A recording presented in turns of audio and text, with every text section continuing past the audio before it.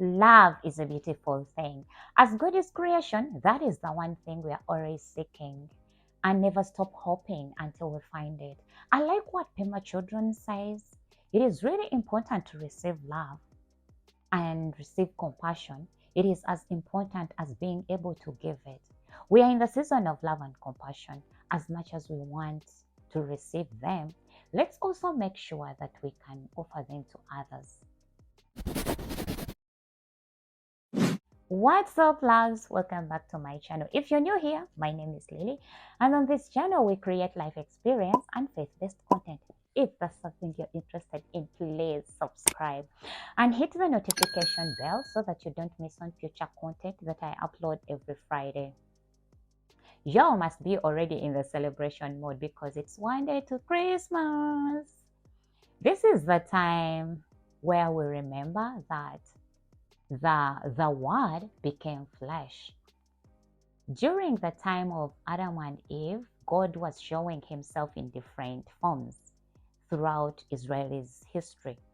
But during this season, he decided to show up among us, as in the one who made heaven and earth with just the Word, the Emmanuel, dropped down on earth in human flesh. The 400 years of silence were broken by a cry of a baby. This baby brought heaven down and made it worthy for us to enter. Because he didn't really need us, but he wanted to be where we are so that we can see his glory. Let's read John 17, 24, 26. Which is going to be our main topic for today. Father, I want those you have given me to be with me where I am and to see my glory, the glory you have given me because you loved me before the creation of the world. Righteous Father, though the world does not know you, I know you, and they know that you have sent me. I have made you known to them, and I will continue to make you known, in order that the love you have for me may be in them, and that I myself be in them. In this text, all I can see is the most beautiful love triangle. Stay with me. So, the Father wanted to glorify the Son, whom he loved. And he did so through our union with him by faith. The Son brought us into an external relationship with the Father. He wanted to show the love his Father had for him to us, which means he had to stay in us and we had to stay in him. In doing so, we receive and learn that the Father really loved us because he gave his only Son to us, hence us loving the Father. In this love relationship, in this old triangle, all we can learn is that God is love. He came down in person of Jesus Christ so that he can save us. Let's read Romans 5:8.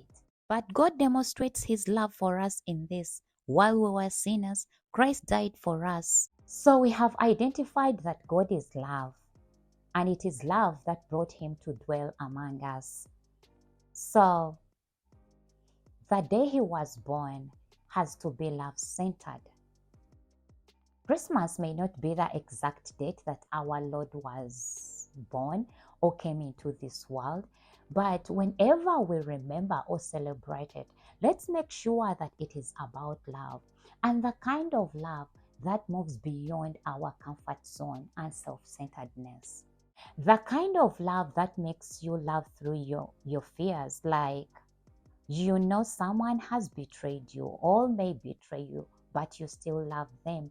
That kind of love of John 3:16, the sacrificial type of love where you have little to eat but still want to share it with someone else. That kind of love that expects nothing in return. The kind that makes you love your estranged sibling, your difficult boss, and everyone that we meet in our life journey. As we celebrate the birth of love into the world, Christians, this is the time that we need to sit down and figure out different ways that we can show love to the world. We have seen that He is love, and if we claim to love Him, that means we need to be filled with the love that can radiate onto others, engage with the world, meet people and their problems. Praying and studying the Word is not the only thing there is to Christianity. Figure out ways you can show love to the world, and not just this season, but it has to be continuous for the rest of the time you spend in this world. Let's be love ambassadors. Merry Christmas, loves!